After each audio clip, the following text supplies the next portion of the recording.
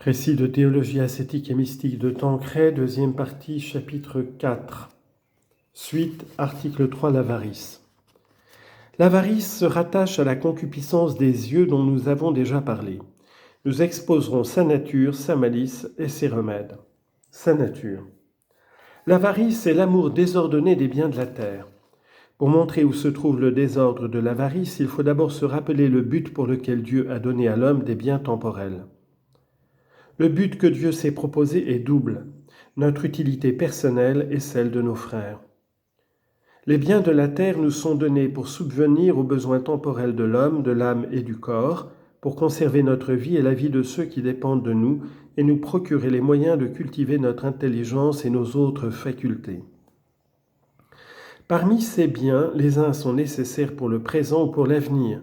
C'est un devoir de les acquérir par un travail honnête. Les autres sont utiles pour augmenter graduellement nos ressources, assurer notre bien-être ou celui des autres, contribuer au bien public en favorisant les sciences ou les arts. Il n'est pas défendu de les désirer pour une fin honnête, pourvu qu'on fasse la part des pauvres et des œuvres. Ces biens nous sont aussi donnés pour venir en aide à ceux de nos frères qui sont dans l'indigence.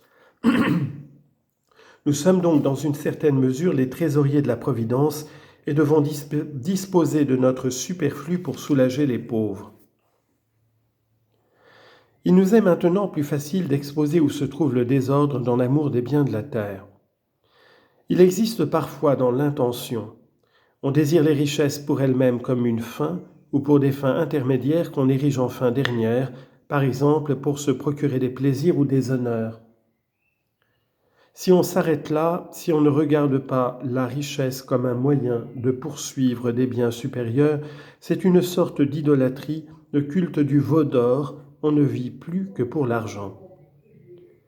Il se manifeste encore dans la manière de les acquérir. On les poursuit avec âpreté par toutes sortes de moyens, au détriment des droits d'autrui, au détriment de sa santé ou de la santé de ses employés, par des spéculations hasardeuses au risque de perdre le fruit de ses économies. Il apparaît aussi dans la manière d'en user.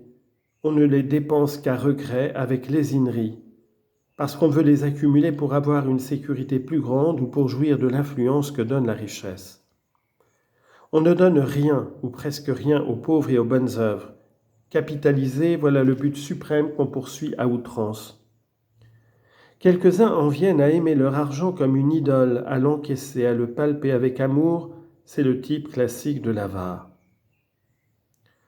Ce défaut n'est pas en général celui des jeunes qui, encore légers et imprévoyants, ne songent pas à capitaliser. Il y a cependant des exceptions parmi les caractères sombres, inquiets et calculateurs. Mais c'est dans l'âge mûr ou la vieillesse qu'il se manifeste. C'est alors en effet que se développe la peur de manquer, basée parfois sur la crainte des maladies ou des accidents qui peuvent produire l'impuissance ou l'incapacité de travailler. Les célibataires, vieux garçons et vieilles filles, y sont particulièrement exposés, n'ayant pas d'enfants pour les secourir dans leur vieillesse. La civilisation moderne a développé une autre forme de l'amour insatiable des richesses, la plutocratie, la soif de devenir millionnaire ou milliardaire, non pour assurer son avenir ou celui de ses enfants, mais pour acquérir ce pouvoir dominateur que donne l'argent. Quand on a à sa disposition des sommes énormes, on jouit d'une influence très grande. On exerce un pouvoir souvent plus efficace que les gouvernants. On est le roi du fer, de l'acier, du pétrole, de la finance, et on commande aux souverains aussi bien qu'au peuple. Cette domination de l'or dégénère souvent en une intolérable tyrannie. Sa malice. L'avarice est une marque de défiance à l'égard de Dieu qui a promis de veiller sur nous avec une sollicitude paternelle et de ne nous laisser jamais manquer du nécessaire pourvu que nous ayons confiance en lui. Il nous invite à regarder les oiseaux du ciel qui ne sèment ni ne moissonnent, les lys des champs qui ne travaillent ni ne filent, non pas certes pour nous encourager à la paresse, mais pour calmer nos préoccupations et nous inviter à la confiance à l'égard de notre Père céleste. Matthieu chapitre 7, versets 24 à 34. Or, l'avare, au lieu de mettre sa confiance en Dieu, la met dans la multitude de ses richesses. et fait injure à Dieu en se défiant de lui. Ecce homo qui non posuit Deum adiutorem sum, sed speravit in multitudine divitiarum suarum et prevaluit in vanitate sua. Psaume 51, verset 9. Voici l'homme qui n'a pas mis son secours dans le Seigneur, mais qui a espéré de la multitude de ses richesses et qui a prévalu dans sa vanité. Cette défiance est accompagnée d'une trop grande confiance en soi-même, en son activité personnelle. On veut être sa providence et on tombe ainsi dans une sorte d'idolâtrie faisant de l'argent son Dieu. Or, nul ne peut servir de maître à la fois Dieu et la richesse. Vous ne pouvez servir à la fois Dieu et Mammon. Matthieu chapitre 6, verset 24. Ce péché est donc grave de sa nature pour les raisons que nous venons d'indiquer.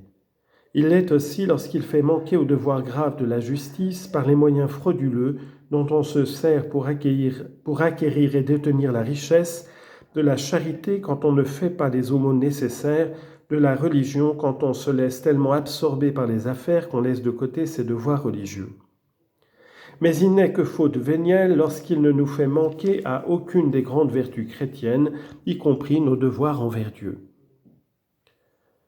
Au point de vue de la perfection, l'amour désordonné des richesses est un obstacle très grave.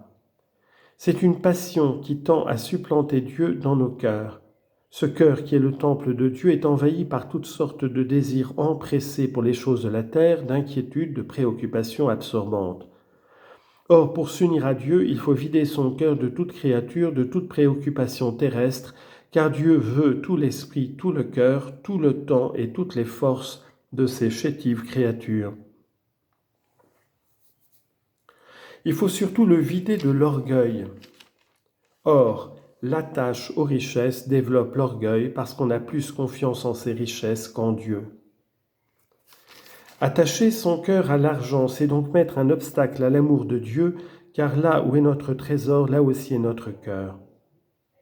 Le détacher, c'est ouvrir à Dieu la porte de notre cœur, une âme dépouillée des richesses et riche de Dieu même. L'avarice conduit aussi à l'immortification de la sensualité. Quand on a de l'argent et qu'on l'aime, on veut en jouir et se procurer beaucoup de plaisir, ou si l'on se prive de ces plaisirs, on attache son cœur à l'argent. Dans l'un et l'autre cas, c'est une idole qui nous détourne de Dieu. Il importe donc de combattre ce triste penchant. Les remèdes.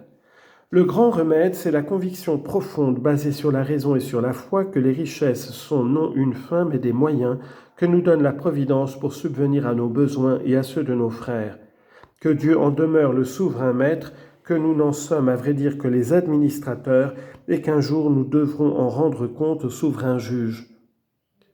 Ce sont du reste des biens qui passent, que nous n'emporterons pas avec nous dans l'autre vie, ou du reste ils n'ont pas cours. Et si nous sommes sages, c'est pour le ciel et non pour la terre que nous capitaliserons. Ne vous amassez pas des trésors sur la terre où la rouille et les vers rongent et où les voleurs percent les murs et dérobent.